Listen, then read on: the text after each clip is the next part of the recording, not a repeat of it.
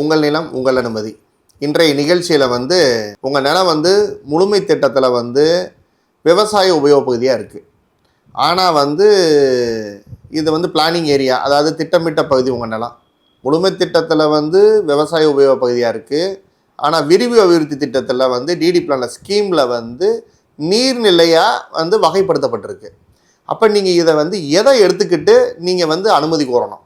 அதாவது நீங்கள் கேட்கும் அனுமதிக்கு எதை நீங்கள் இதை எடுத்துக்கிறணும்? இப்போ மாஸ்டர் பிளானை நான் எடுத்துக்கிறதா, முழுமை திட்டத்தை எடுத்துக்கிறதா, இல்லை விரிவு அபிவிருத்தி திட்டத்தை எடுத்துக்கிறதா அப்படின்னா எது உங்களுக்கு லேட்டஸ்ட்டாக அப்ரூவல் ஆகிருக்கு? அதாவது இப்போ உதாரணத்துக்கு முழுமை திட்டம் 1980 இல்லை 75 ஆகிருக்கு.